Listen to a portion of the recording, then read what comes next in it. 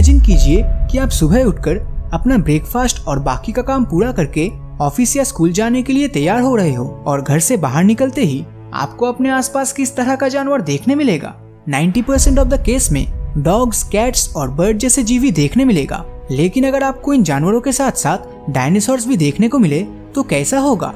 अब डायनासोर्स का 21वीं सदी में एग्जिस्ट करना तो बिल्कुल ही नामुमकिन लगता होगा, लेकिन आप जानकर हैरान हो जाएंगे कि डायनासोर्स को आज के समय फिर से जिंदा कर पाना काफी हद तक पॉसिबल है। और तो और साइंटिस्ट इनके ऊपर सीरियस लेवल पर काम भी शुरू कर चुके हैं और साल 2050 के अंदर इन डायनासोर्स को फिर से देख पाना संभव होगा। तो इनकी पूरी सच्चाई को जानने के लिए इस वीडियो के अंत तक बने रहिए। तो इन डायनासोर्स को फिर से जिंदा करने के लिए हमें सबसे पहले जो चीज चाहिए होगा वो है डायनासोर्स का डीएनए। अब डायनासोर जिस समय धरती से पूरी तरह विलुप्त हुए थे वो समय था आज से लगभग 6.5 करोड़ साल पहले की। अब इतने पुराने समय में जाकर डीएनए ला पाना तो नामुमकिन है, तो हमें ऐसे जानवरों की जरूरत होगी जो देखने में डायनासोर की तरह हो। अब डायनासोर की तरह बोलते ही आपके दिमाग में मगरमच्छ या फिर कोमोडो ड्रैगन जैसे जानवरों का ख्याल आ रहा होगा, लेकिन हम जिस जानवर के डीएनए से इन्हें वापस ला पाएंगे वो महज एक पक्षी है। जी हाँ, आपने सही सुना।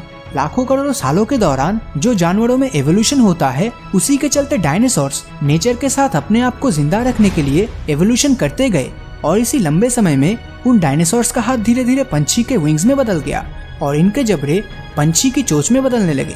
अब हो सकता है मेरी इन बातों को बहुत लोग विश्वास नहीं कर रहे, तो उनको मैं कुछ चीजें दिखाना चाहता हूँ। ये है आज के समय के पेलिकन्स पंछी, जिनके चोंच बिल्कुल टेरासोरस डायनासोर जैसा दिखता है। तो वही दूसरी तरफ ऑस्ट्रिच के शरीर का पैटर्न काफी हद तक वेलोसिरेप्टर जैसा है। लेकिन जुरासिक पार्क सीरीज में काम कर चुके मशहूर पैलेंटियोलॉजिस्ट जैक हॉर्नर के मुताबिक डायनासोर्स को जिंदा करने के लिए सबसे आइडियल बर्ड है चिकन, और चिकन से बनने वाले डायनासोर्स को चिकनोसॉरस कहा जाएगा। लेकिन हमारा कॉमन सेंस तो यही कहता है कि एक तरफ है डायनासोर जो आकार में बहुत ही ज्यादा बड़ा होता था और दूसरी तरफ चिकन, जिसे अगर हम एक बहुत ही कमजोर पक्षी कहे तो गलत नहीं होगा। तो एक कमजोर पक्षी से बेहद बड़े डायनासोर को पाना आखिर संभव कैसे होगा। तो हॉर्नर के मुताबिक चिकन एम्ब्रायो के अंदर मौजूद डायनासोर्स के प्रिजर्व्ड और इनएक्टिव जीन को अगर हम किसी तरह जिंदा कर पाए तो इन चिकन से ही हम डायनासोर्स को वापस ला पाएंगे। अब ये चिकन्स और एलिगेटर्स असल में थेरोपॉड्स डायनासोर के ही वंशज है, जिन प्रजाति में वेलोसिरेप्टर्स और टीरेक्स भी शामिल है। अब इन चिकन्स को डायनासोर में कन्वर्ट करने के लिए 3 जेनेटिक इंजीनियरिंग प्रॉब्लम को सॉल्व करना होगा, जो कि है एक लंबी पूंछ, दूसरा है बिना चोंच वाला मुंह जिनमें दांत होना चाहिए, और तीसरा है विंग्स के बदले हाथ, उंगली और नाखून। बस अगर इन 3 प्रॉब्लम्स को सॉल्व किया जा सके तो हम ज्यादा दूर नहीं बल्कि हम साल 2050 के आते आते हम डायनासोर्स को जिंदा देख सकेंगे। लेकिन इनके आने के बाद धरती में क्या क्या बदलाव देखने को मिलेगा, अभी के लिए इसे एक हाइपोथेटिकल सिचुएशन समझकर ही चलते हैं।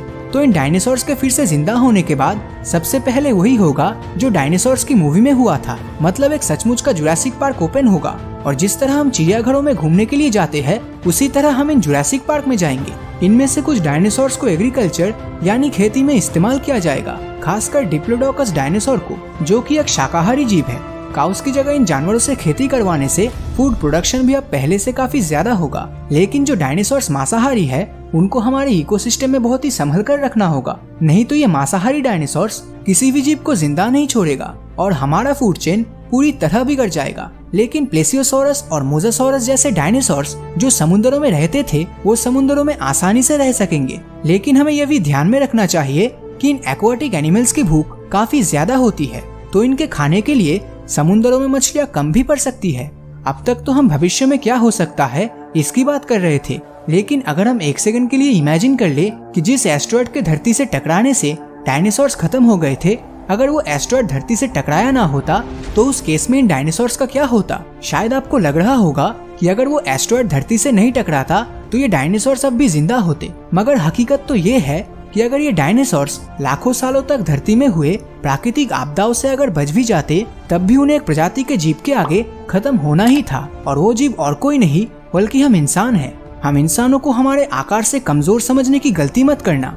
अगर हमारे पूर्वज मैमोथ जैसे बड़े जानवर का शिकार कर सकते हैं तो डायनासोर्स को हैंडल करना भी उनके लिए कोई बड़ी बात नहीं होती। जुरासिक पार्क मूवीज में दिखाया गया था कि टीरेक्स जैसे मांसाहारी जानवर कितना तेज दौड़ता है, और इतना तेज दौड़ने के चलते इन्हें देखकर तो ऐसा ही लगता होगा कि इन डायनासोर से हम इंसानों का जीत पाना तो बिल्कुल नामुमकिन होगा। लेकिन हमें ये नहीं भूलना चाहिए कि वो एक मूवी थी हकीकत में टीरेक्स जैसे जानवर उतना स्पीड से नहीं दौड़ते थे जितना मूवीज में दिखाया गया था। रिसर्चर्स ने टीरेक्स के स्केलेटन को अच्छे से एनालाइज और कैलकुलेशन करके इस नतीजे पर पहुंचा कि इनके दौड़ने का average speed 20 kilometre per hour के आसपास होता था। तो अगर इस स्पीड को हम आज के समय इस धरती पर मौजूद फास्टेस्ट मैन यूसेन बोल्ट के स्पीड के साथ कंपेयर करें तो उनका हाईएस्ट स्पीड था 44.72 किलोमीटर पर आवर। तो अगर हम इसके आधे स्पीड से भी दौड़ सके तो तब भी हम टीरेक्स से आगे ही रहेंगे। इससे यही पता चलता है कि मूवीज में डायनासोर्स को जितना खतरनाक दिखाया गया था हकीकत में वो खतरनाक तो थे मगर उतना नहीं। तो अगर डायनासोर्स इन सभी मुश्किलों का सामना करके जिंदा बच भी जाता तो या तो इनकी भूख ही इनको मार डालती या फिर एवोल्यूशन के चलते इनके आकार बहुत छोटे हो जाते। कहा जाता है पहले के समय महामानव भी हुआ करते थे जो आकार में आज के इंसानों से काफी बड़े होते थे और समय के साथ साथ वो छोटे होते गए। तो ही सेम चीज डायनासोर्स के साथ भी होता और अगर ऐसा ना हो पाता तो सबसे पहले जो डायनासोर आकार में ज्यादा बड़े होते वही सबसे पहले विलुप्त हो जाते, क्योंकि ब्रेसियोसोरस और डिप्लोडोकस जैसे बड़े जानवरों के पास खाने के लिए शायद सफिशिएंट खाना ही नहीं बचता और वो भूख से ही मर जाते। समय के साथ सभी जीव विलुप्त हो जाएंगे ये भी जरूरी नहीं है, क्योंकि आज भी धरती पर ऐसे बहुत से जीव है जो कई करोड़ों सालों से धरती पर सरवाइव कर रहे हैं। तो उस जमाने के डायनासोर्स अगर आज जिंदा होते तो वो आकार में काफी छोटे होते। तो आपके मुताबिक क्या नेचर से खिलवाड़ करके हमें फिर से डायनासोर को जिंदा करने की कोशिश करनी चाहिए या फिर रिसर्चर्स को इस प्रोजेक्ट को बंद कर देना चाहिए? अब इनके फायदे और नुकसान दोनों ही है जो कि आपको वीडियो के दौरान पता चल ही गया होगा, लेकिन इस मामले में आपकी राय नीचे कमेंट करके जरूर बताएं। तो अगर ये वीडियो आपको अच्छा लगा हो तो इस वीडियो को लाइक और अपने दोस्तों के साथ शेयर करना मत भूलना। और अगर अभी तक आपने हमारे चैनल को सब्सक्राइब नहीं किया है तो सब्सक्राइब करके नोटिफिकेशन बेल को ऑन कर दीजिए, क्योंकि मैं ऐसे ही वीडियोस हर हफ्ते लाता रहता हूँ। तो मिलता हूँ आपसे अगले वीडियो में और हमेशा की तरह थैंक्स फॉर वॉचिंग।